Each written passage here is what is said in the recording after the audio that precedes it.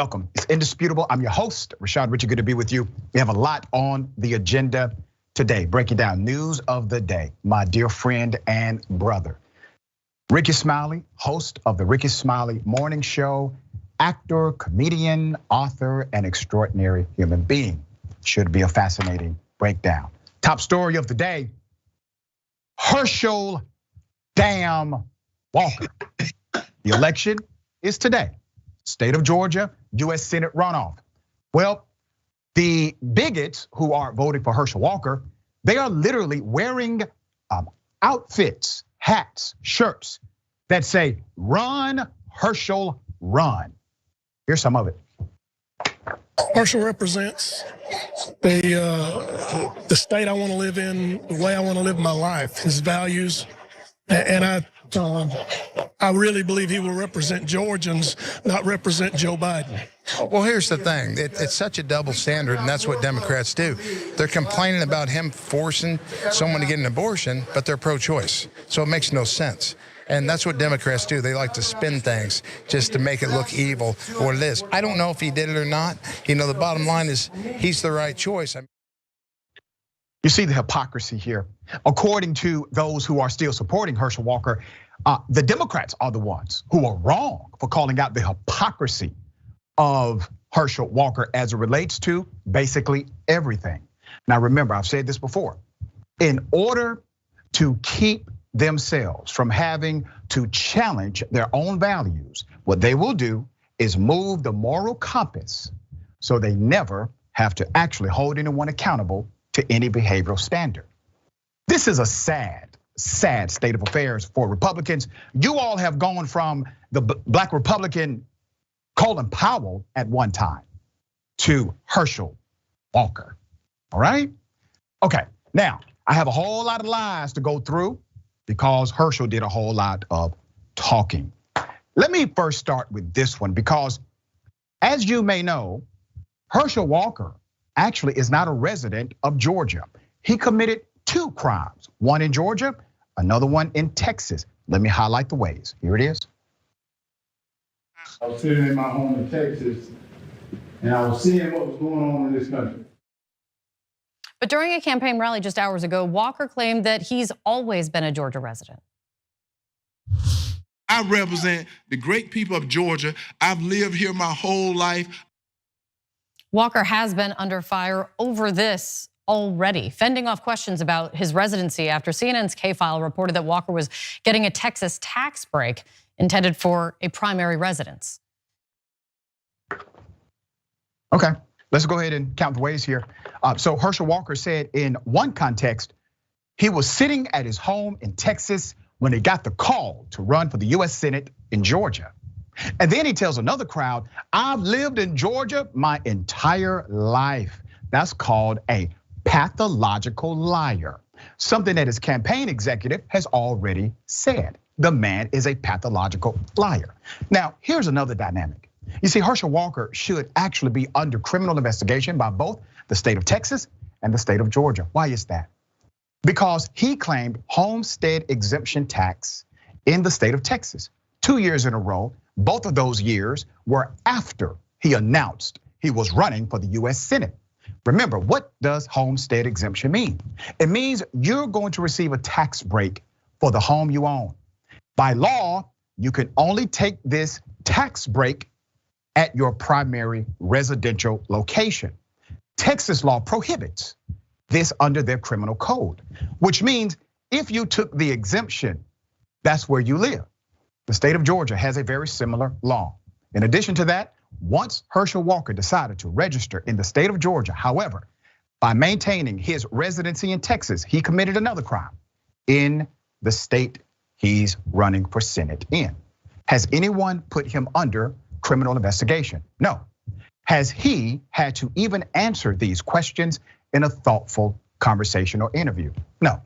As a matter of fact, his campaign has a new rule now. Anyone who is a member of the press cannot get within 20 feet of Herschel Walker. Why is that? Because Herschel may actually try to answer a question. That is why. Let me give you some background. Polling suggests, all right?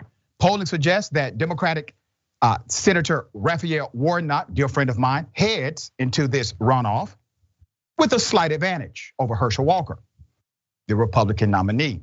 Senator Warnock leads by 1.9 percentage points in the 538 aggregate of publicly available polls, and by nearly 4 points in the Real Clear Politics polling average.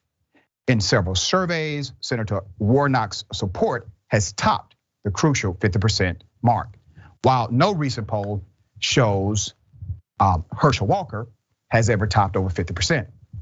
Do not buy into those numbers too much. As I've continued to say, polls are not predictions, and all of the polling data is within the margin of error. So if the margin of error is 3.9% to 4.8%, and that is the difference between the two, that means basically you could throw the poll away. That's what it means. It is a toss-up. Nobody can claim clear victory. There's more. Herschel Walker doesn't know what he's actually running for. Here's a direct quote. Herschel Walker said, and I quote, "They're not less motivated because they know right now that the House," yeah, he said the House, not the Senate, "that the House will be even. So they don't want to understand what is happening right now." He said Saturday about Georgia voters. He goes on to say, you get the House, you get the committees, you get all the committees even, they just stall things within there. Ladies and gentlemen, that is verbatim. Some people thought when I first made that statement that somehow I was, I don't know, editing the statement. No, that is his actual statement. The man thinks he's running for the House of Representatives. He actually said in another interview that the late John Lewis was a US Senator. The man is the Republican nominee for the US Senate and could actually win today. There's more. In a September interview with black media outlet Rolling Out, where I happen to be the president of, Walker said that while some people only talk about him in reference to his past as a football star, he says, "I've been very fortunate in the business world. I've been very fortunate in the military career, that I was doing a lot of things in the military." Ladies and gentlemen, the journalist who did that interview is a dear friend of mine. She works for Rolling Out magazine. The man said what he said. Here's the fact. The fact is Walker has never served in the US military. Rather, he has worked as a paid spokesman for a for-profit company that runs a mental health program for service members and veterans. While Walker has visited numerous military bases to discuss mental health and other issues, it's misleading at best and really just false to refer to a military career or to claim that he did anything in the military. And the outfit he worked for, extremely problematic among the ranks of those who served in the US military because they did not provide the service they proclaimed. Herschel Walker was exactly who he is today for them, a paid spokesperson, nothing more. All right, when Rolling Out posed a question to Walker about his false 2019 insinuation that he had been an FBI agent, Walker said, and I quote, "I'm so glad you brought that up, because if you look at the tape, when I talk about the FBI, you can clearly see I was joking, but I have trained with the FBI." That was his exact answer to Rolling Out magazine. Here are the facts. It's possible that some listener might have thought Walker was joking. That is possible that somebody said, you know what, this has to be a joke, when he strongly suggested he had been an FBI agent. But Walker did not make that unambiguous, and in June 2022, when the Atlanta Journal-Constitution reported about that comment, him being in the FBI, it was a serious claim. Walker's campaign did not tell the newspaper that he was simply making a joke. Also, when Walker told the same story in a 2017 speech, he claimed to have, and I quote, FBI clearance. That's what he said. There's more. When the Atlanta Journal-Constitution wrote in June, about Walker's comment about having been an agent. The Walker campaign pointed the newspaper to a 1989 article in which Walker said he spent a week at FBI Training Academy in Quantico at the tail end of his football career, a claim the FBI has decided not to comment on. Walker has never in his life had a job in law enforcement. He has publicized a card showing that he was at some point after 2004 named an honorary agent and special agent or special deputy of the Cobb County, Georgia Sheriff's Office. The titles that do not confer arrest authority. And here's something else he did. Remember that infamous debate where he pulled out a badge? Well, I actually did some research on that badge. He pulled out a badge from a county that was not even in question. So he got some sheriff in the state of Georgia to give him a badge right before the debate so that he can use a prop and say that he is still the police. Listen, the badge is legitimate as the Fisher-Price badge when it comes to policing. That's it. It's fake, it's false. But what's the real issue here? The real issue is that Walker is a man who lacks identity. You have an individual who was at the top of his game for football, world renowned, honored, praised, respected by groups all across the planet. That wasn't enough for him. He had to lie and say he graduated valedictorian from his high school. He had to lie and say he finished his undergrad degree at the University of Georgia. He had to lie and say that he was pro-life when the fact is he was simply pro-lying. Nothing more. You're dealing with an individual who doesn't know who the hell he is. You see, Senator Warnock at least believes in something. The individuals who are voting for Herschel Walker, they don't believe in Herschel. They believe he will sit his ass down and do exactly what he's told. Nothing else. All right, Ricky, thoughts on this? Yeah, that's a big problem. I ran into Herschel Walker at the grocery store, at the Tom Thumb grocery store in the cereal aisle in Dallas, Texas. Wow. And so I'm a living witness to know that he was living there. He lived not far from me. I would often run into him. Amazing. In the grocery store, and he definitely have integrity issues and issues with telling, with telling the truth. And back to your point, he definitely should be investigated, because had that been me or you, we were under investigation right now and probably in jail. Yep. So I'm just embarrassed. I was embarrassed when I saw him sitting in between Ted Cruz and Lindsey Graham, as if he could not articulate or whatever. And the reason they're probably keeping the press from him, because when they're afraid that if the press ask him who he's going to vote for, he's definitely going to say Raphael Warnock.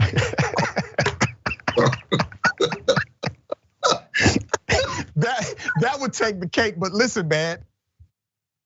Listen, I don't put it past the guy to do that. All right. Okay. Obviously, the election is today. Those in Georgia, make sure you vote. A slumlord, as described by a tenant, decided to enlist a drug dealer to push an elderly man out of his apartment. Let's put up the picture of this dear brother. Atlanta Black Star did a great job on this story. Francis Roberts, an elderly New York man, says he is being forced to live in dangerous and unbearable conditions as he is harassed by another tenant who has invited drug use and created a homeless encampment at the entrance of the Brooklyn apartment he has lived in for 20 years. Now, this is really diabolical.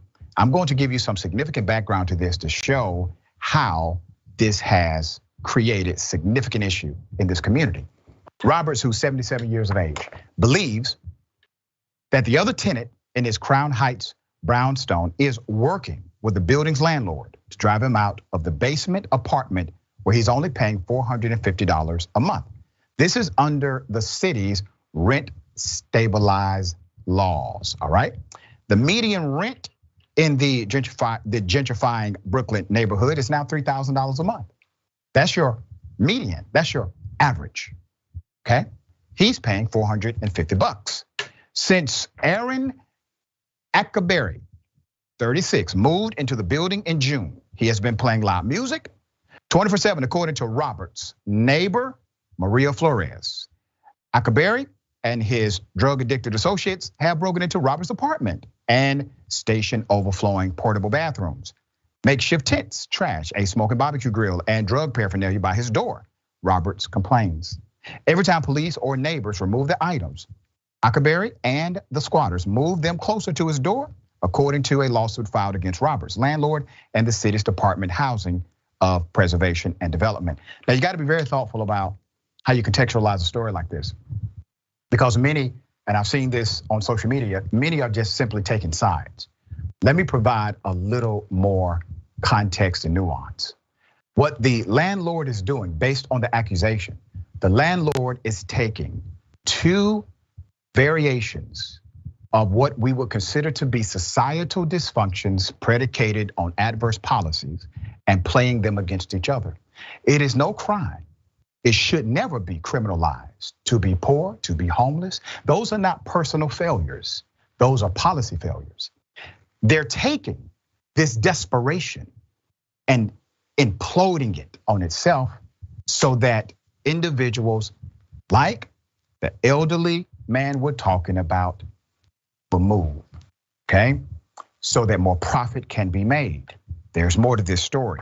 They've also locked this same elderly man out of his own home, broken his locks, broken his doors, let a pit bull and chickens roam free in front of his unit. The landlord has also failed to fix the deteriorating building that was deemed so dilapidated that it was under a court-ordered management by the city for buildings in dire condition. This is criminal. This is heartless, Roberts said in a news release. Let's go to Brooklyn Legal Services, all right? They're supposed to handle things like this. Tenant Rights Coalition filed the suit on behalf of Roberts, adding the corporate owner's officer and the property manager in the filing on November 17th. They are demanding that the landlord at 972 Park Place LLC correct 240 violations in the building and stop the harassment. There's also a green substance leaking in Robert's kitchen ceiling that he believes could be toxic, and sewage is backing up in his sink. His unit has faulty electrical wiring, holes in the floors and walls, and other structural issues. Very problematic. There's also mold growing from a defective sewage system. Man is 77 years old. Put up the picture.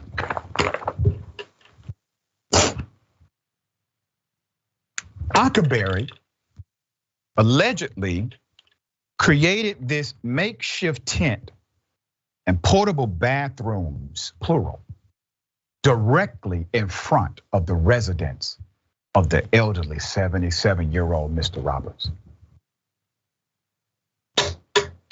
Roberts is one of the thousands Black individuals, elderly New Yorkers targeted for displacement by deplorable living conditions to turn a profit. Brooklyn Legal Services said once a majority Black-owned or Black neighborhood and Black-owned property, Crown Heights Black population declined by 18,750 people between 2010 and 2020. The US Census shows dozens of Crown Heights residents and community groups have now rallied behind Roberts to tackle the issue, relaunching a block association to protect their elderly neighbor. Let's put up the picture of his neighbors. Now, I want you to look at this picture. At some point, things got okay. It was not bad. Maybe not great, but not bad in that community. And they no longer had the same association, connection, relationships. Then all of a sudden, Mr. Roberts, he has this dire circumstance. He's being treated unfairly. He's being treated criminally, in my opinion. And the neighborhood comes back together. Roberts and other neighbors actually talked to the police about Ackerberry holding cell phone to his head.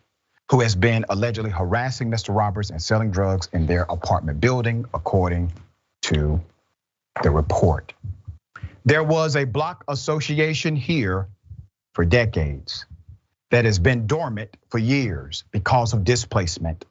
But neighbors remember all of those years of neighbors protecting neighbors, raising each other's children, celebrating together, which created the block that we have today.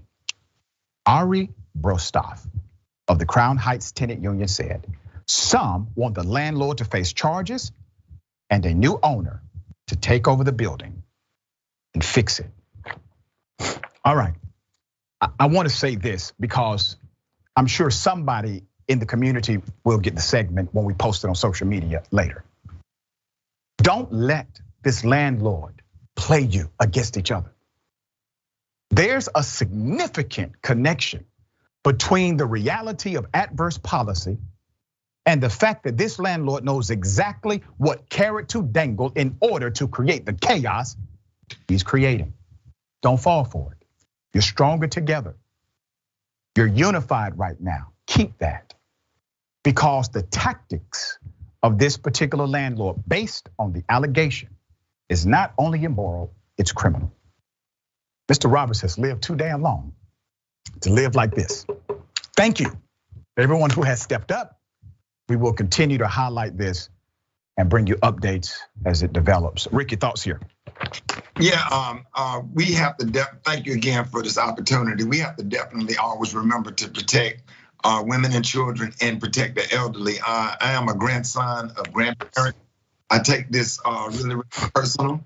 One lesson out of this is all money is not good money. Yep. And people like that, just because you have money, you know, you have to do the right thing. That is a father, that is a grandfather. He is something to somebody.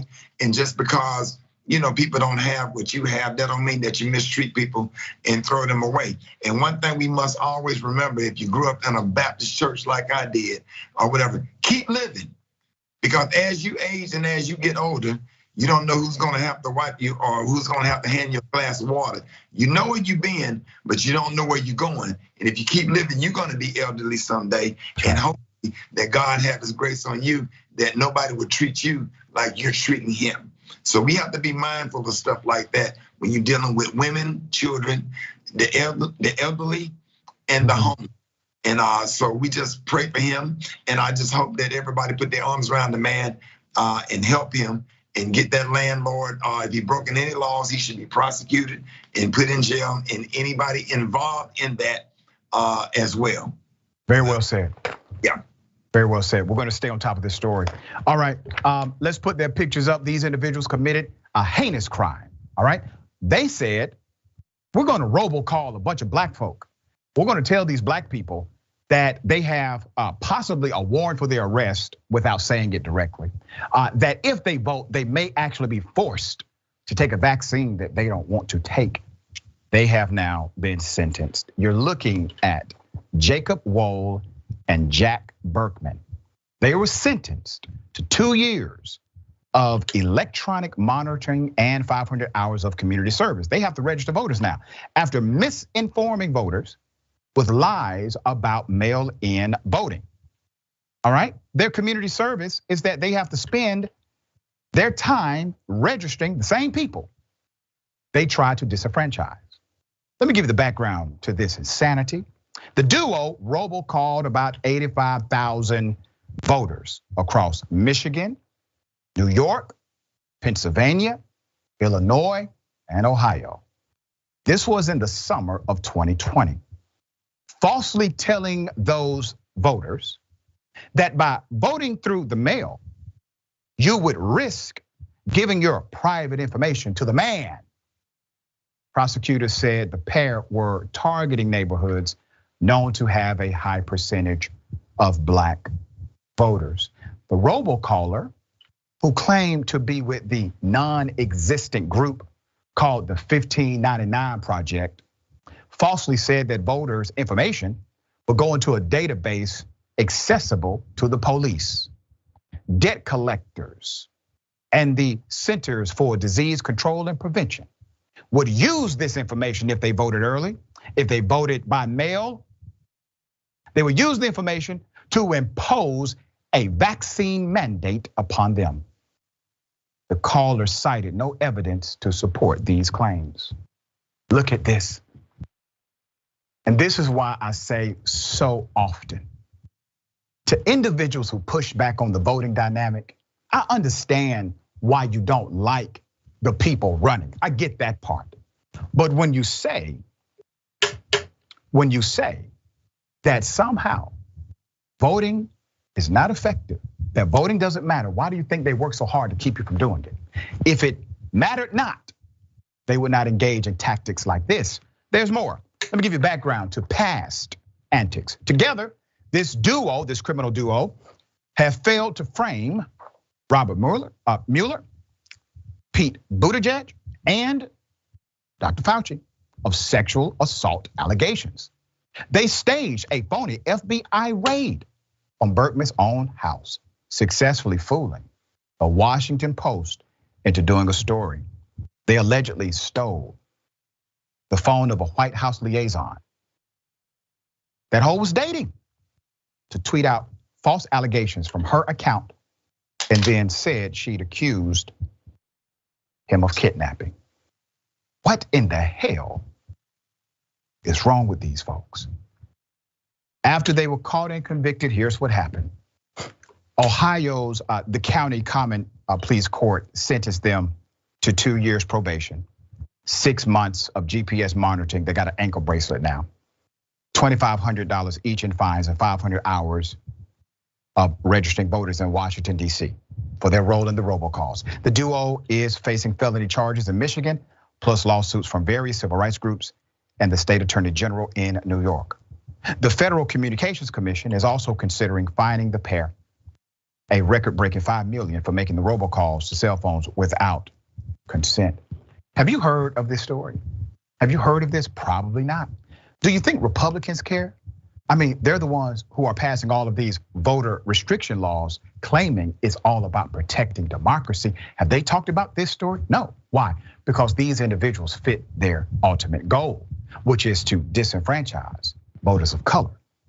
So because of that, they will not highlight the reality of their criminal conduct. This is when you realize it's all a game for many elected officials and those that support them. The reality is democracy should be sacred. It should. Now we say that this country is built on the cornerstone of democratic principles. It is not. I hope we actually mature to that place, but the country is actually built on racism, prejudice, the haves and the have-nots. The DNA of this country was built on white, rich folk being able to own black people. That's what it was built on. Be real about that. Can we mature to a better realization? Yes, of course we can. There's a difference between nature and nurture, but do not dismiss the nature of this nation. But we can nurture it to a different reality. These individuals represent the nature of the country. Those who are now coming against them represent the nurture of where we should be. Ricky, thoughts here? Yeah, that was a nice little slap on the wrist to give them nothing. I'll tell you what, the black ladies that was working, the African-American election officials that were working in the state of Georgia, I'm sure they would probably love to exchange situations with them or whatever, because the way they was harassed and humiliated and their life threatened, and to see those black ladies up there doing the right thing and sitting up there in tears.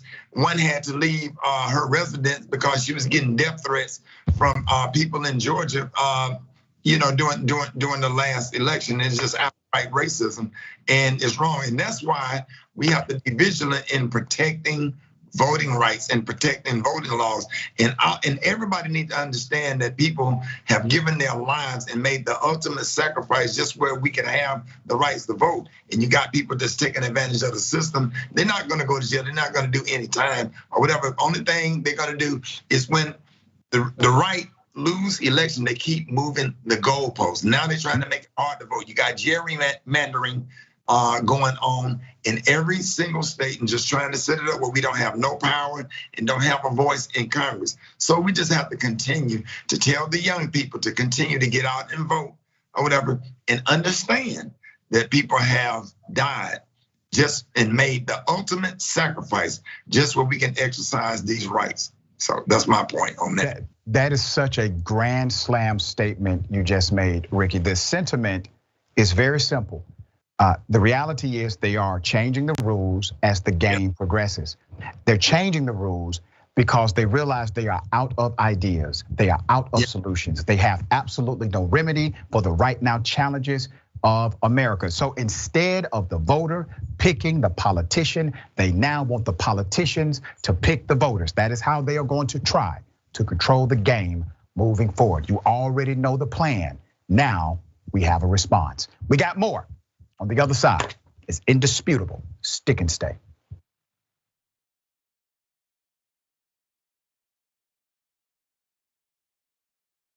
Indisputable has been named the fastest growing news TV show in the United States of America, compared to all shows on CNN, MSNBC, Fox News, and roughly 30 others. What do we do on this show? We tell the truth. You know why we tell the truth? Because the truth is simply indisputable. Donald Trump radicalized citizens. He's the chief terrorist. Republicans still want you to think that critical race theory is the greatest evil that can happen in K through 12 education.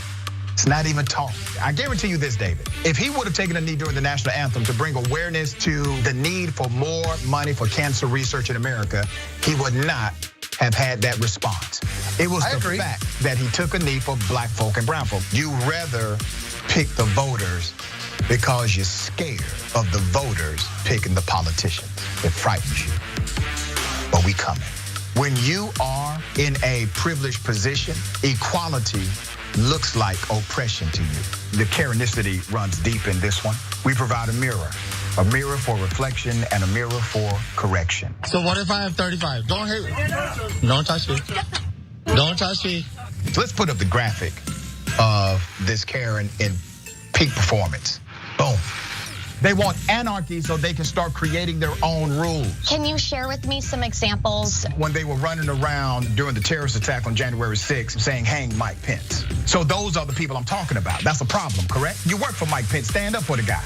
Do not allow the ideology of politics to evaporate the humanity that still exists inside of you. They don't stop, I don't stop. Racism won't stop, I won't stop. Systemic bias won't stop, so I won't stop. People still need health care, so I won't stop. People still need criminal justice systems reformed in this country, so I won't stop, and you won't stop either.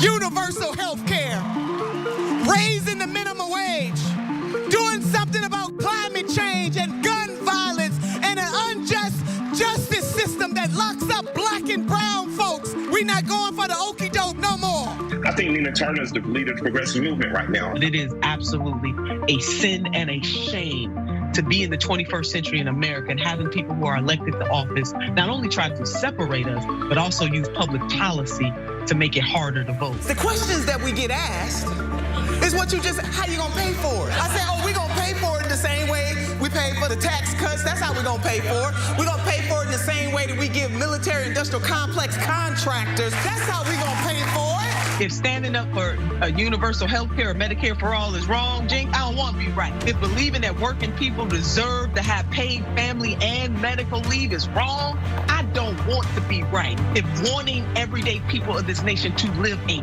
good life is wrong, then I don't want to be right. We are being tested whether we have courage enough, conviction enough, people power enough to stand up and do what is right for ourselves and generations yet unborn. I'm Nina Turner, and I am unbought and unbossed.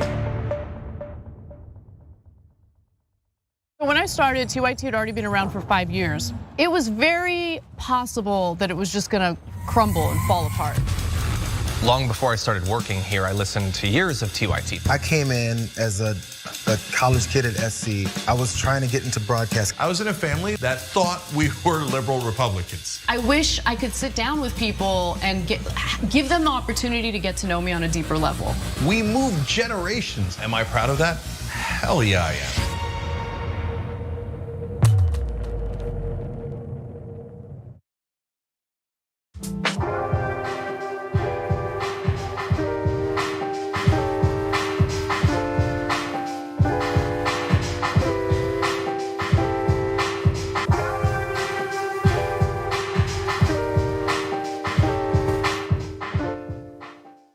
All right, welcome back. We have a lot of show left. Let me go to some of the comments. Before I do that, let me remind everyone, we have live coverage tonight for the US Senate runoff in the state of Georgia. Raphael Warnock, the current senator and Republican nominee, Herschel Burschel. Find out if Cenk, me, John, will call it right. All right, so we're gonna do that tonight. And listen, go to tyt.com/live, YouTube, Facebook, Twitch, and the linear cable stations, okay? We're gonna bring you that, I think starting at 8 p.m. Eastern time, 8 p.m. Eastern time.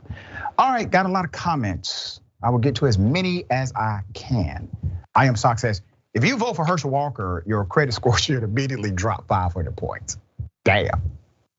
All right. 500, okay. Mickey C, the silver-haired dragon says, how much do we love that Dr. Richard always uses Herschel's middle name? Damn, exactly, right? I don't know how else to say it. Eileen, lesbian dance theory dragon. You know Herschel's family is praying that he does not win. That is correct. They are, all right? Stop Dragon says, as Ricky said, we must protect the elderly. They are our only true connection to our past selves. This story is a heartbreak, that's correct. 100% agree. All right, Stephanie Haynes, thank you for that, Stephanie. Untold amounts of black men have died over false accusations, while Herschel is the embodiment of stereotypes and actual scourge of white women and Republicans alike. There's our boy. What is this? There you go. Also, thank you, Rich, the Rich Action Show. We appreciate it. Stop it, Dr. Richard. These people aren't ready for actual facts on Walker. LOL. They're not ready for the truth. They are not. But it's coming though. Ladies and gentlemen, got something for you. I wish a Karen would. You want to call the police on them for having a barbecue on a Sunday? I feel free. Back off! I'm going to tell them there's an African-American man threatening my life. Karen, are you there? Look at this. Oh, Andy. Now you're gonna have to get a new window and everything. Well, at least it's only the windshield. Yeah. She smashed out the van windows too. Oh, she didn't miss the car. She just lost it. Come in and I made her some popcorn and she just threw it all over the place. And then she grabbed our pictures and started smashing them off the mirror, the wardrobe mirror. I'm surprised it didn't break. Yeah. And that's when I said, I'm bailing. And then she started getting crazy, calling Nancy Pelosi and all them and chewing them out. Oh my gosh. So she's intoxicated. She's kind of had some of her prescribed medication along with alcohol tonight. They were a little upset about the election results. One more thing. Yes, ma'am. If you don't vote red, your children are being indoctrinated to be Hitler's youth number 2. Yeah, I was just... And sexually indoctrinated. So you vote red or blue, but if you vote blue, I feel really sorry for you. You all set? You need me to help you close that? Okay. Yep. Here we go. Let's put up the picture of the destruction of this Karen. This individual engaged in criminal conduct, and it was, insane. So a few things here. The Karen in question decided to commit vandalism because she did not like the outcome of an election. Understand this now. Because of an election, she decided to engage in criminal conduct. Well, what did the officer do? Well, he provided assistance. He was very nice, cordial. It did not make him upset. The fact that the individual was intoxicated did not cause him to say, hey, we're gonna lock you up for public intoxication. The spirit, the personality, the attitude, completely different. I want you to change variables just for a minute here, okay? Let's say it's not a Karen. Let's say it's a black male. Black male is upset over the election. He decides to destroy property. Police come to said location. They see an intoxicated African-American male. This African-American male opens the door and starts talking directly to the officer about what the cop needs to do with his own life. Do you think the officer turns around and says to the black male, hey, listen, can I help you? Let me come up here and help you out. No, of course not. Never has happened. Have you ever seen it before? Never. We routinely see it when you change the individuals. That is all the proof you need to understand either hyper-aggressive bias or implicit bias. As I have always said, it doesn't matter which one it is, because at the end of it, the impact is the same. Ricky, thoughts on this? Yeah, just preferential treatment that they get, because you're absolutely right. If that was me or you, we would be in jail. Somebody invited her in and gave her some hot, buttery, over red and vodka popcorn. Right there and bust somebody window. But I want to just encourage everybody, when you have a Karen incident, take your phone out and film immediately. Yes. Because you have to continue to film, embarrass, prosecute, and hold people accountable for their actions. And if she would have broke the windows out of my car, I would have took a jack camera and flipped that trailer over. Just be thinking about the imagery of that, it makes me chuckle. All right, I got something for everybody. Double dose.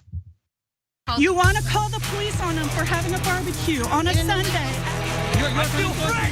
Back off. I'm going to tell them there's an African-American man threatening my life. There's some working here that are illegal. Yes, sir.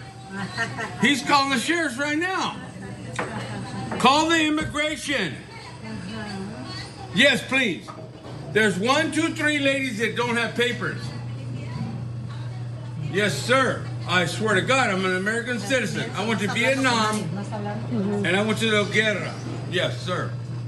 I'm gonna wait outside. Call the immigration, please. He's calling the sheriffs. I'm calling the immigration. Aquí te vas a ver para donde llegas. You bitch. Where does this come from? Where? Let's put up his picture, full mask. Interesting. His shirt says encourager. You see that? And there's an arrow that points to him. Individuals should never have to face this kind of rhetoric. And I'm gonna say this because I think sometimes we see a situation like what you just witnessed, and we will, at least if you're decent, we will say, that's bad. That person shouldn't do that. This is wrong. But there's another side of it as well. The people who are victims of this kind of abuse, even if they don't show it in the moment, it impacts them. They keep it. And nobody should have to be subject to this kind of treatment, embarrassment.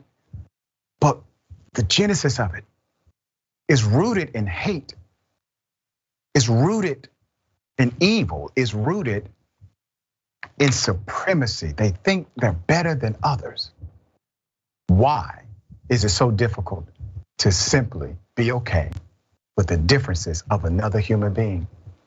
You do realize the way a person is born is so innate to who they are. If you are a person of faith like myself, you understand that that is a divine dynamic. If you're not a person of faith, you understand it is a natural dynamic. Nobody should be blamed for how they came into this world. Ricky, thoughts here? Yeah, I've seen this behavior before. I was in a restaurant getting some donuts, and I saw a man talking to a black woman like that, and I looked her in the eyes, and I stood firmly. I went in front of that register and told her to be encouraged, and told her what beautiful queen she was. Yeah. And I'm talking about, and made sure, because I was saying it to provoke him to say something, to bring some of that energy to me. Right. You get people like that think that you're supposed to serve them and they're entitled and they don't get enough ketchup or their food right when they want it, or an extra Cajun sprinkle or whatever it may be. This is the type of behavior that you're gonna get. But again, I say you have to continue to film, and put the phone in their face, embarrass them, and make sure that they have consequences to the action. Just like, I can go on and on, because just like the man that was bullying the young man outside, and then he woke up the next morning with a yard full of black folks telling him to come on outside. Right. And we just not taking it no more. It's not the 20s, the 30s, and the 40s, and 50s, and the 60s. We're just not taking it anymore. And that kind of behavior needs to be met with some, some repercussion. And I'm not talking about speaking of violence or whatever, but some consequence, a slap on the wrist, or get in your face, challenge people like that, and let people know that behavior is not okay. If you see something, say something, and film every single time. Every single time, and that's the only way we can provide a mirror in this culture. Dr. King employed that strategy, as you are well aware. That was part of the civil rights strategy. I teach a class at the university called Dr. King as a Change Agent, and we explore his methodology. He wanted cameras to be there. He needed to expose the extreme violence visited upon not only black folk, but individuals who supported them who happened not to be black. He needed the world to see this, so that was part of the mirror required to create change. And another gem you just dropped, and I want people to get this because it really struck me in a powerful way. You went and encouraged the person who was insulted. That's powerful, because you don't have to necessarily go after the person doing the insult. You don't have to. You can literally come to the person who has been a victim of this and build them up. You can build them up, and that's what you did, and I like that. A lot of wisdom there. All right, we got more on the other side. It's indisputable, stick and stay.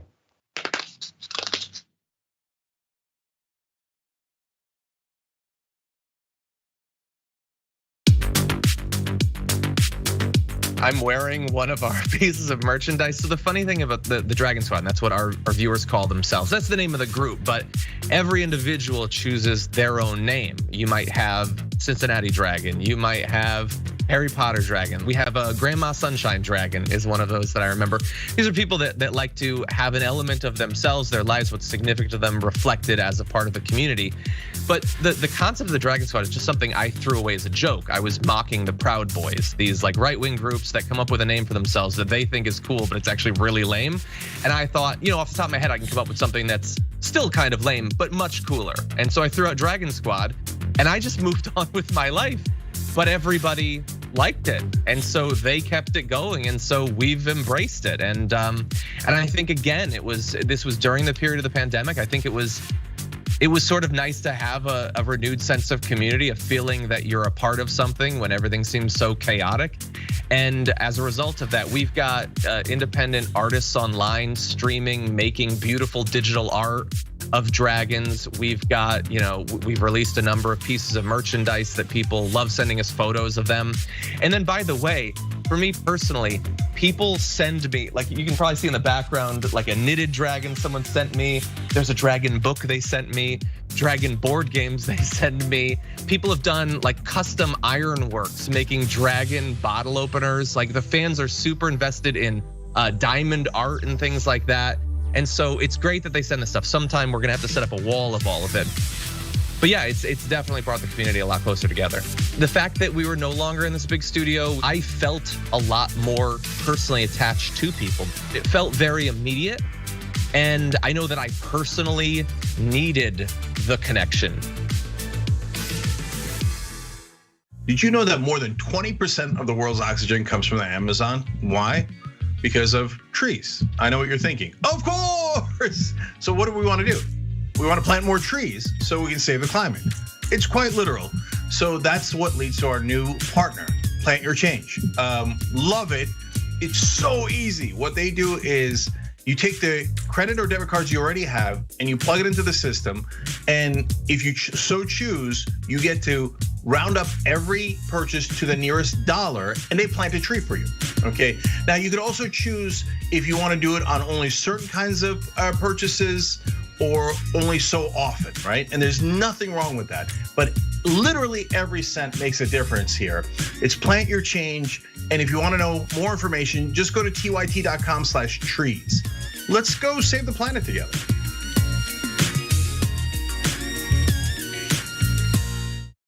All right, here's the thing. Senate runoff, state of Georgia, kind of a big deal. Make sure you tune in right here because we will bring you live election coverage. Senator Raphael Warnock in a runoff now with Republican nominee Herschel Walker. Balance of power, yes, but also we will provide live coverage of the Georgia Senate runoff beginning at 8 p.m. Eastern time, 5 p.m. Pacific time, right here at tyt.com/live.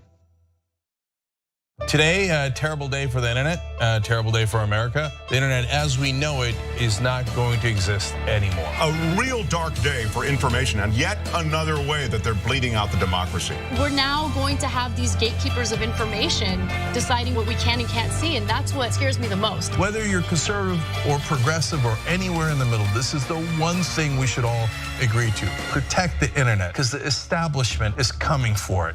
Don't let them destroy the internet.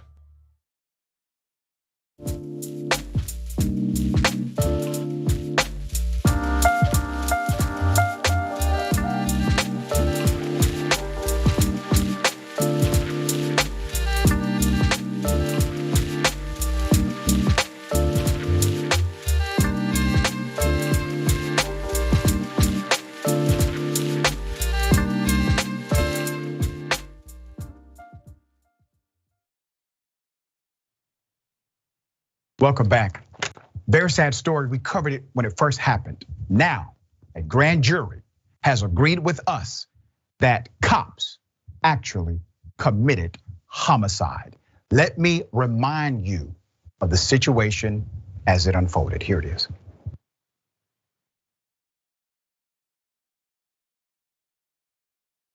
Drop the knife! Please drop the knife! Randy, you got that door held shut?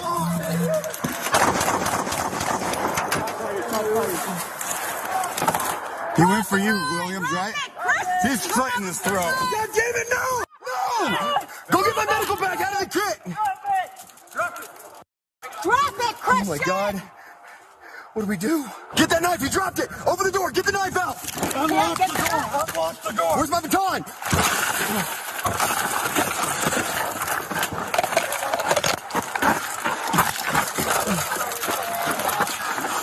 Okay, come on, Christian. Come on, Christian. Yeah.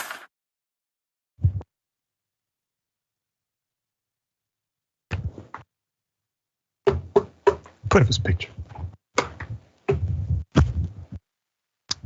And I want to explain something, okay?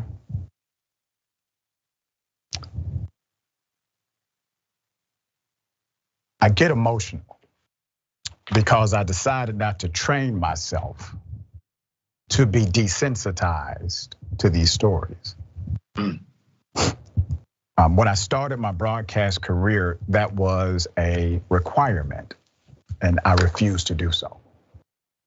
This 22-year-old young man was suffering a mental health crisis. It was clear he was suffering a mental health crisis. When we first covered this, I said on that day, this was homicide. Now a grand jury has finally indicted these cops. Christian Glass, 22 years of age, got his car stuck on a rural road in Colorado. You see, he's making a heart symbol because in his mind, he's trying to let them know he's no danger to anybody, loves them. But he's in a chaotic state mentally, posed no threat. He was just sitting in his car. They could have left him alone. They could have just sat down and waited. The man is going to end up getting hungry, falling asleep. It's a human being. You can't just wait for your shift to end. Just wait and he'll be alive. But they couldn't do that. Let's put his picture back up. This human being, this person that should be alive today, actually is the one who called 911. He called 911 because he wanted help to get his vehicle unstuck. But on the call, he clearly was going through a mental health crisis. He was paranoid on the telephone to 911. He was extremely afraid, according to the call he made to 911. When officers arrived, body camera video showed Glass refusing to exit the car while telling officers he was in fact terrified and making heart-shaped signals or signs with his hands. The grand jury decided that 2 Colorado sheriff deputies needlessly escalated a fatal standoff with Glass, who was experiencing a mental health crisis, leading him to brandish a knife in a state of complete panic and self-defense. Indictments released last Monday showed. Let's put up the pictures that we have of this person, okay? According to the details, Clear Creek County Sheriff Deputy Andrew Bowen, who shot Glass, oscillated between aggressive language and then conversational tone with the paranoid young man, and then decided to mute his body camera when speaking to the supervisor, Deputy Kyle Gould, just before the situation escalated. Understand what I'm saying. Understand what I'm saying. He goes back and forth with this individual who's clearly mentally unstable, going through a mental health crisis. He's using a variation of tone. In one moment, he seems okay, the cop. The next moment, he seems as if he wants to do something really bad to this young man. It's confusing the young man, even more so. Then he goes to his supervisor, cuts off his microphone, comes back and kills him. What do you think he said? Do you think he may have said he's gonna go ahead and do exactly what he did? We don't know. He cut his microphone off. All right, Bowen was indicted, rightfully so, on charges of second-degree murder, official misconduct, and reckless endangerment. The indictment was announced last week, months after Glass's death. But the details were only made public with last month's release. Gould, who was not at the scene, was indicted on charges of reckless endangerment and criminally negligent homicide. You see that? Look at him. The indictment claims it was after the call that Bowen told another officer at the scene the decision to forcefully remove Glass from the vehicle had been made. The decision to breach the car came without a determination there was probable cause or a reasonable suspicion by officers on the scene that a crime had been or was being committed according to the indictment. No crime had been committed whatsoever, right? Nicole Lentz, a spokesperson for the Clear Creek County Sheriff, said in a statement that both officers were terminated following the indictments. The sheriff's office ongoing internal investigation found policy and procedural failures, adding that the office's initial news release following the shooting does not reflect the entirety of what happened on that terrible night. In other words, the news release was a lie. The grand jury alleged that at no point was the officer in imminent danger. That is the requirement to use deadly force. But for the decision by Gould to remove Mr. Glass from the vehicle, there is no reason to believe that Mr. Glass would have been a danger to any law enforcement personnel, to himself or to any member of the public, the grand jury wrote. And the decision to remove him from the vehicle directly led to the death of Mr. Glass. Now I want you to remember, our first day reporting this, that's almost verbatim what we said. There was no reason to even remove him from the car. He committed no crime. Finally, the wheels of justice are moving in the right direction. We're gonna continue to stay with this story. That young 22-year-old brother should be alive And I call him my brother because he is an expression of my values. He did nothing wrong. All right, Ricky, thoughts here? Yeah, I'm scared to call the police. If we drive between Birmingham and Atlanta all the time. Yeah. If our car break down, who are we gonna call? Right. Because that can mean the same thing for us. You know what I'm saying? You got a cop that's hyper, non-caring, aggressive, itching to shoot, can't wait to shoot, want to shoot, giving confusing orders like we've seen before. We've seen cops kill a lot of people giving aggressive, confusing orders, and people think they're gonna die and they panic. And then all of a sudden, you load off 7 rounds, and that cop knew he was gonna shoot him when he muted that. And why would you mute that? That's right. Camera to begin with, or whatever, and they should put him in jail. But not only him, they should put a lot of them should be in jail. You know, the cop that killed Breonna Taylor, and I can go on and on and on, should be in jail or whatever. And let's see if the Fraternal Order of Police gonna release about that. Come on, you see that part right there. All right, another very sad story of a principal, a school principal, took his own life because of false accusations, as far as we can tell based on the report. Let's put up his picture. This is a very sad story, okay? This was in Anaheim, California. An elementary school principal jumped to his death from a 7-story parking garage at Disneyland. Christopher Christensen, a 51-year-old principal and musician from Westminster, jumped to his own death on Saturday night. Now, when I tell you the why, it is going to make you very sad. According to Orange County Superior Court records, the principal was facing misdemeanor charges of child endangerment and violence at the time of his death. On the evening of his passing, Mr. Christensen posted a message to Facebook stating, in part, and I quote, "I hate when people leave this earth with so many unanswered questions. So I hope this provides some insight and perspective." The post mentioned an argument with his wife.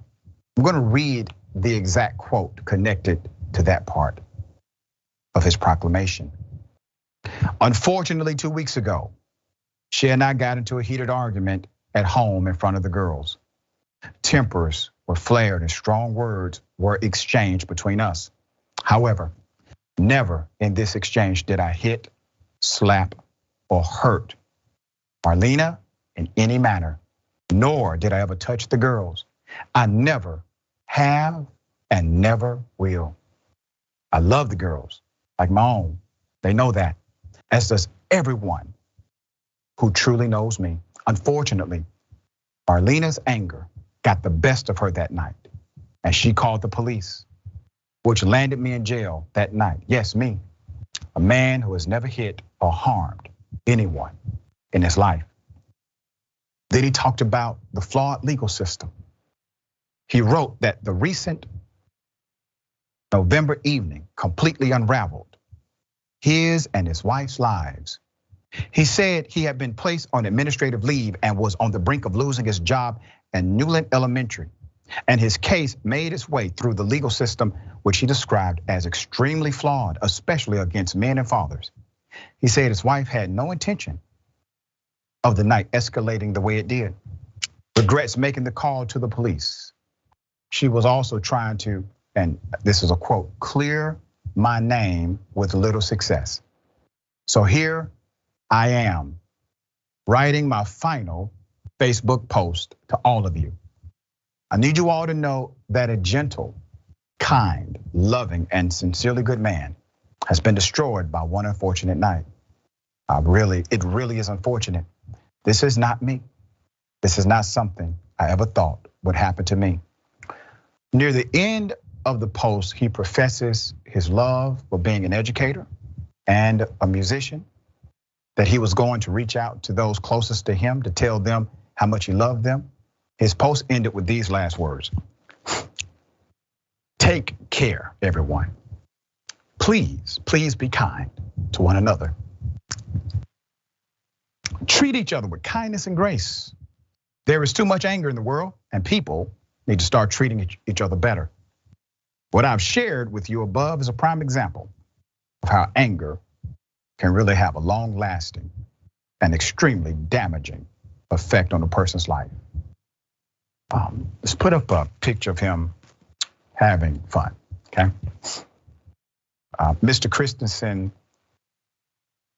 also known as Mr. C, worked for the Fountain Valley School District for 22 years. According to the LA Times, at least 3 others have actually jumped to their deaths from the 7-story structure at Disneyland. A 61-year-old man in 2010, a 23-year-old man in 2012, and a 40-year-old man in 2016. Listen, I highlight this story because many of us have been there. We don't talk about it. It's taboo to discuss it. If anyone is feeling that kind of stress, you can always dial 988. The Crisis Center provides free, confidential, emotional support 24 hours a day, 7 days a week to civilians and veterans. If you need help, dial those 3 numbers. Dial them. This was so sad, Ricky. There's some more to this story, but it does look as if there was an allegation that was not true against them. They were working to clear it, and it was not happening fast enough compared to the punishment he was experiencing, not only through the legal system, but also through a job he loved a lot. Very unfortunate, obviously. Sending positive energy and prayers to those who love him, who are friends with him. But we want to make sure we take a moment to highlight the reality that this happens in the culture, but it doesn't have to. There's opportunity to connect with somebody that can probably talk to you for long enough so that your better angels can overcome. Ricky, thoughts on this?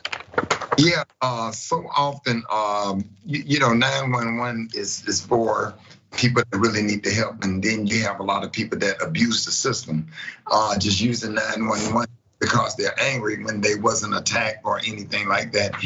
People work hard to get through college, to educate themselves, to become a profession, been in this profession for a long time.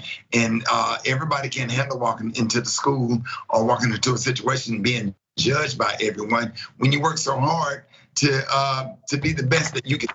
And if you don't have a certain level of strength and can handle something like that or whatever, then to some people the option is suicide, and that's really sad and unfortunate. I hate that he took his life. I wish he had dialed 988, which you encourage people to dial if they ever feeling that way. But that's a real sad situation, and we need everyone to save those 911 calls for if there's a real emergency, and don't abuse the court system, because you go in there, everybody hates you. It's assumed that you did something wrong or whatever. You're guilty until you prove yourself innocent, and even after you prove yourself innocent, hell, you still got your reputation and just the thought and the aura of that you had a situation that you could have done it, and you still walk around thinking that people think that you did it, and it just does something to you mentally,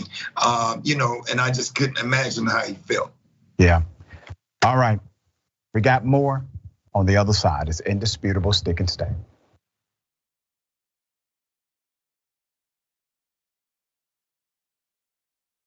Do all of you know the Young Turks? An outlet like yourself that's willing to cover this story from the very beginning. You have the Young Turks and a bunch of other progressive forces saying this is the time to fight for our values. And I think right now there are a lot of progressive voters, many leftists who feel like they don't have a home. And this is why what Cenk and the Young Turks are doing is so important. What we've done is sustainable, slow, healthy growth. And I think that's the way news should be, where you don't rely on sensationalist stuff. You don't lean on whatever's trendy in the news at any given moment. You just go with the truth. You gave me a platform. You've uplifted so many other progressive voices through this network, and you're constantly looking for people that you can amplify through the work we do, through the infrastructure that you built at TYT. It takes those early people who believe that can really be the seeds of this movement, and that has been the Young Turks. We're super serious about the news. We also managed to do it in a way that is fun and lighthearted. We're not TYT, you're TYT.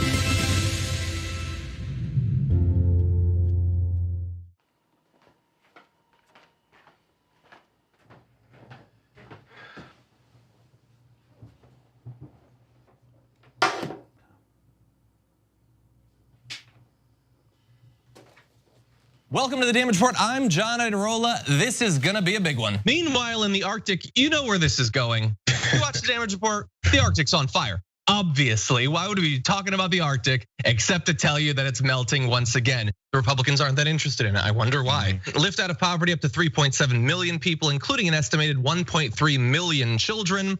Hashtag save the children? Not if it costs money. I mean, come on.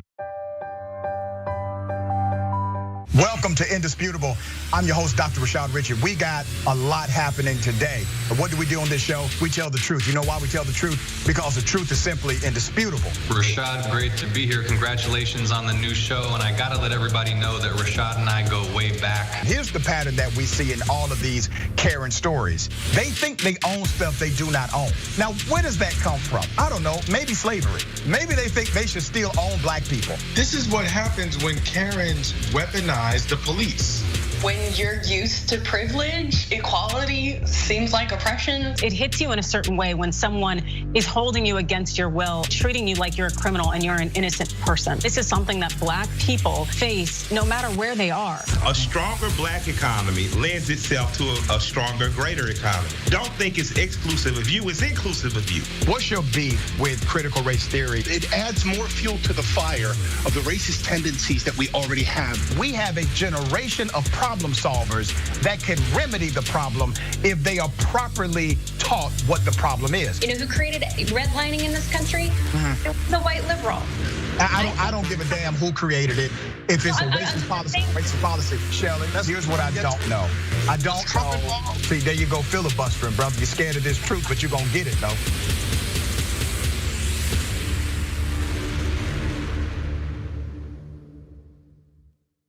I'm back to gaslighting. Did you and I talk about gaslighting on Old School? Probably. That boss gaslit all his female employees. People who manipulate others like that make you feel like you're the weirdo. Why won't you punch yourself in the face? What is wrong with you? And you're like, oh my God, I feel so bad. Why didn't I just punch myself in the face and poke my eye out? I'm 47 and I just figured it out like earlier this year. You figured out somebody was doing it to you or that you were that it was that it would have been happening my whole life and I didn't realize it. Right.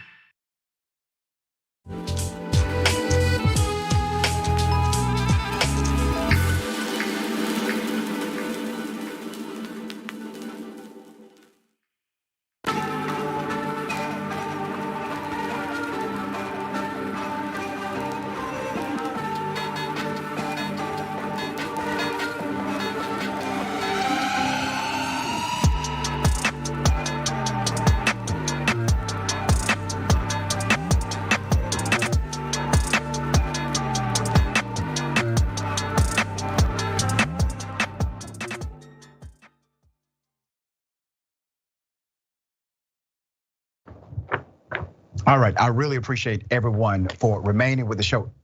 Tough stories today. And I'm reminded, no matter how tough a story is, the person who had to go through it had the worst of it all. So they deserve a voice, all right? So we become that, you become that as well. We have an exclusive. A school teacher, a math teacher, threatens a student with physical violence. We have the video, we have the background, we have the information. Let me take you to the video now. Here it is. That's crazy.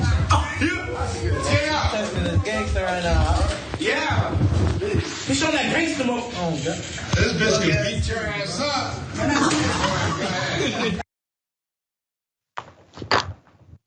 All right.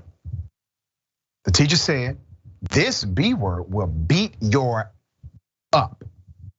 Now, teachers, educators are to be professional regardless of the situation. I have been a high school teacher myself. I'm a college professor today.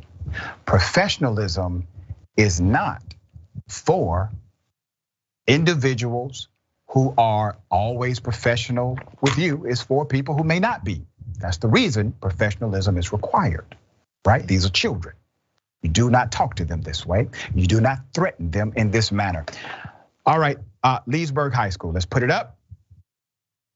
A Florida math teacher, yes, state of Florida, in Leesburg, at Leesburg High School, threatened his freshman student after kicking him out of the class. Amir Davis says he was thrown out of the room after asking his classmate for a pencil during class. Here's Amir Davis, the freshman, who was thrown out, all right? He's the one that experienced this. In the classroom, I was looking for a pencil because I didn't have one, or no one else did. And the teacher was yelling at me to sit down and do my work.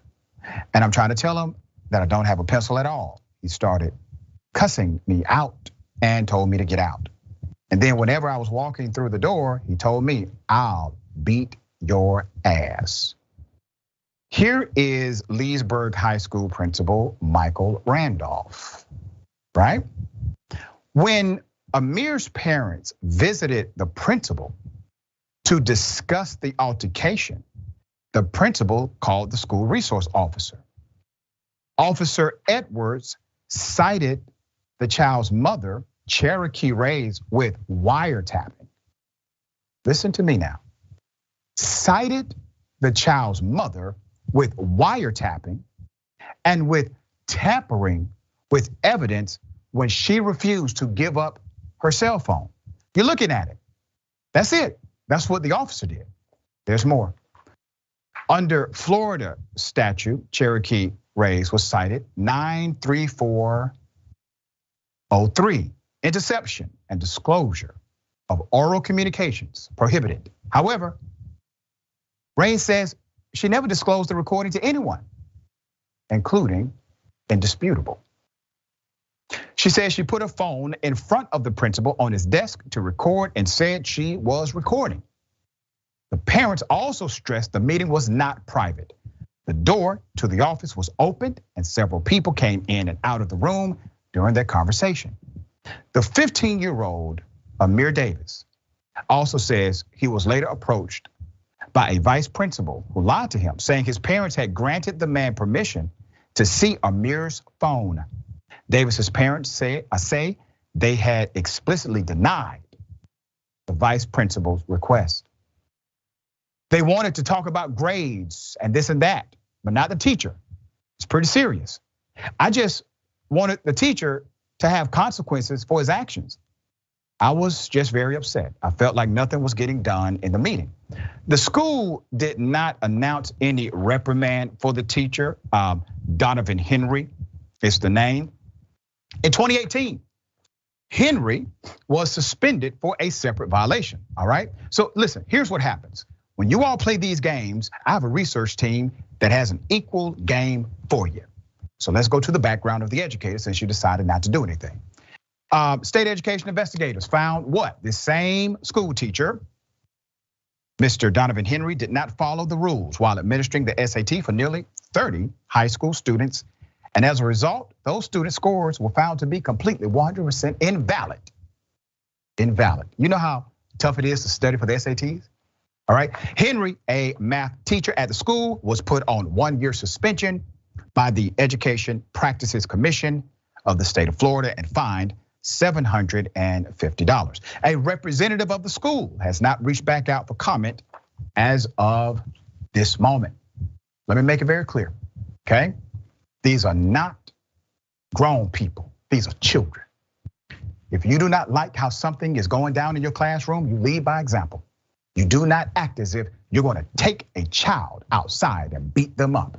And for you to have no penalty, and for the rest of this reality for the student and the parents to be what it is utterly insane, but it's okay. We are able to create some equity in this situation through exposure.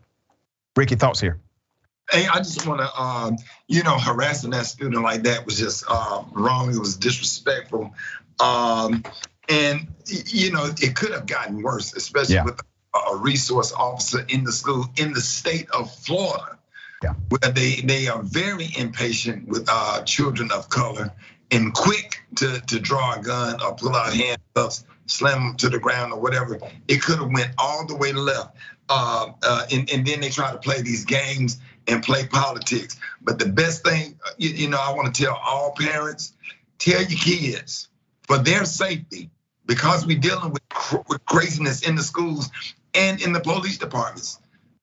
Whatever the teacher asks you to do, record it, do it, stay silent, keep your mouth shut, and that's it. And then try to make it home to tell your story.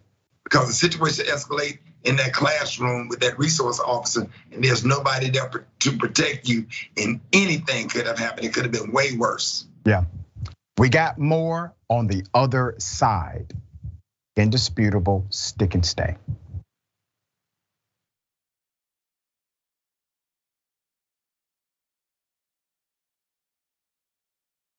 Our system is inherently rigged against the will of the people. They have 50% of the vote, and in a democracy, they should have 50% of the seats. But if you live in an insanely gerrymandered district, your vote functionally doesn't matter. We drew the map in a way that even though we get 50% of the vote, we're gonna get 13 out of the 18 seats. You don't actually have the ability to translate the will of the voters in your area into actual government policy. They should not be allowed to gerrymander these districts. We should actually have a democracy.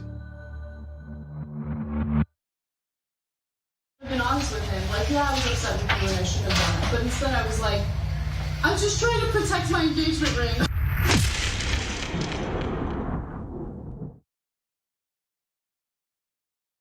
At TYT, our mission is to boldly pursue truth, challenge the establishment, and drive positive change.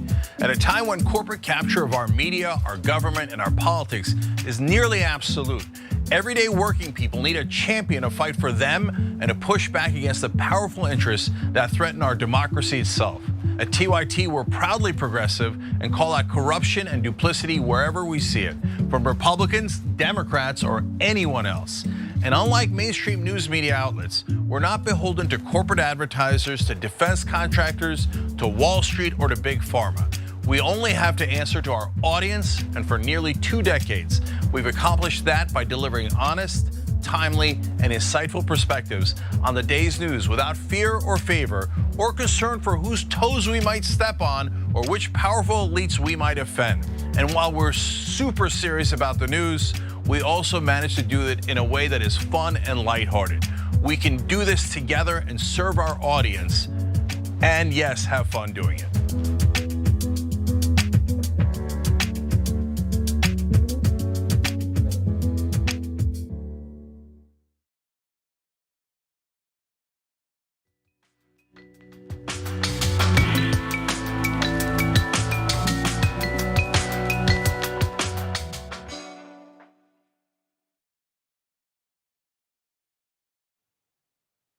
Welcome back. All right, a predator cop has now been convicted of rape. 50 years is the sentence. We covered this when it first happened. Let's put this picture up full mass here. During that original coverage, I said I would not be surprised if this cop hasn't done it before, talking about the sexual assault. Well, guess what? It turned out to be true. Former Atlanta police officer Lionel Daly, 33 years of age, who was labeled a serial rapist by Cherokee County prosecutors during his trial, was found guilty, multiple charges, and sentenced to 50 years in prison. So this cop, right? He was a cop at the time, was indicted in May, was found guilty of raping a woman in her Ackworth home. Let me show you how diabolical this was.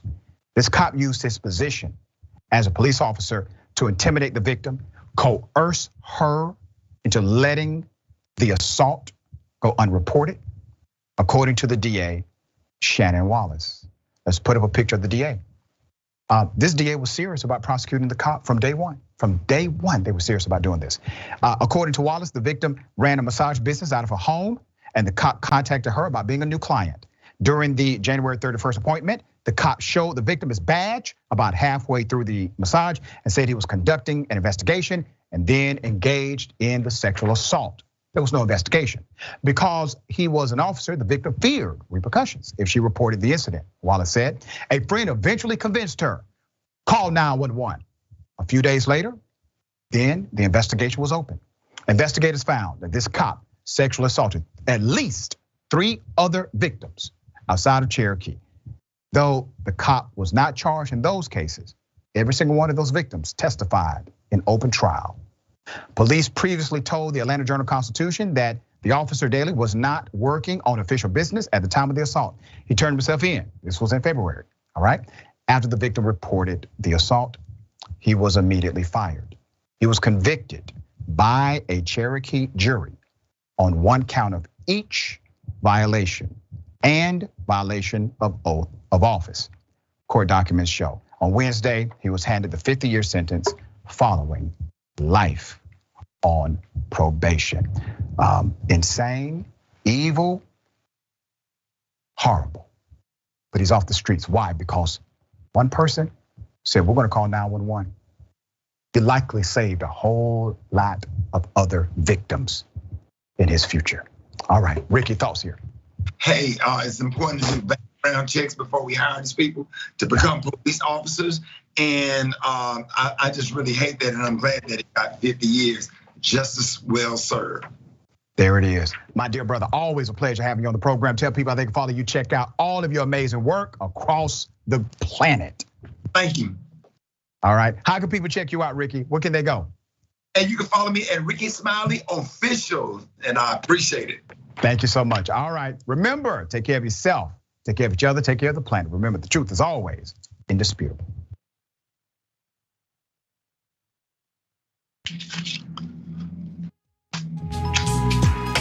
Man, that was a whole mess, me trying to do that.